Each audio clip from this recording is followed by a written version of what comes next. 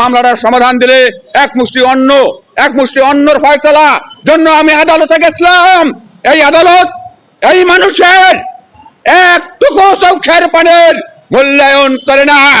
কর্মকর্তারা বলে করে, এই কর্মকর্তা স্বাধীন বাংলাদেশের মাটির কর্মকর্তারা, তারা নিজের খেয়াল, মানুষ যদি রাস্তায় ঘুমায় থাকে আমার মতো, আমি একজন সরকারি কর্মচারী 26 বছর চাকরি করে যদি রাস্তায় ঘুমাই, একজন শত শত মানুষ, হাজার হাজার মানুষ, লক্ষ লক্ষ মানুষ আমি রাস্তার পাশে ঘুমায় দেখতে পারি। আমি ক্যামেরার মাধ্যমে সরকার প্রধানের উদ্দেশ্যে বলছি, প্রত্যেকটা মানুষের পুনর্বাসন করতে হবে, এটার না আমার রাজনীতি। আর যদি মানুষের কোনো পুনর্বাসন করতে না পারে, এটাকে আমি রাজনীতি হিসেবে স্বীকৃতি দেব না। কেননা এই দেশ ৭১ সালে স্বাধীন করা হয়েছে মানুষের অন্ন কাড়ি নেওয়ার জন্য না, এই দেশ স্বাধীন করা হয়েছে মানুষের অন্ন জোগাড় করার জন্য।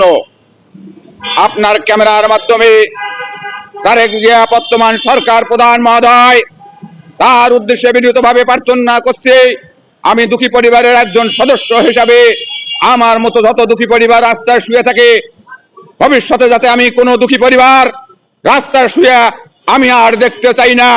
৭১ সাল থেকে আমি দেখে আসছি অনেক রাজনীতি বাহানার নামে কোনো মানুষ যাতে রাস্তায় আর বিনা বিচারে না খায়া যাতে শুয়ে না থাকে, আমার মতো চোখের পানি যাতে না ফেলে, আমি তার কাছে বিনীত প্রার্থনা করব। উন্নয়ন বলতে কি বোঝায়? উন্নয়ন বলতে ওই মানুষগুলোর পাশে দাঁড়াইতে হবে, এটার নাম উন্নয়ন।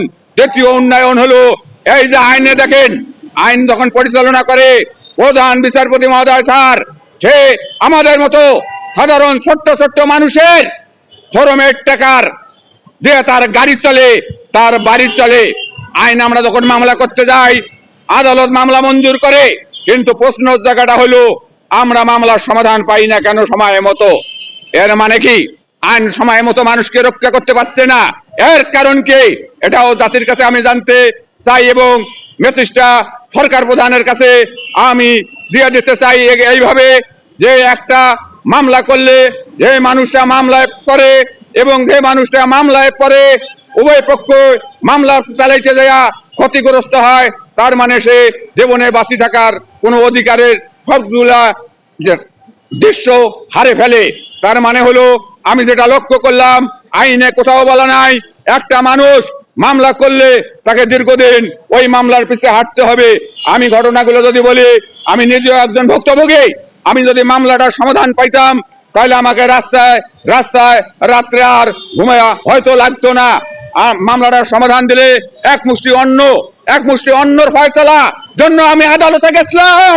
এই আদালত এই মানুষের একটুকু চোখের পানির মূল্যায়ন করে না। কর্মকর্তারা বলে করে, এই কর্মকর্তা স্বাধীন বাংলাদেশের মাটির কর্মকর্তারা, তারা নিজের খেয়াল খুশি মতো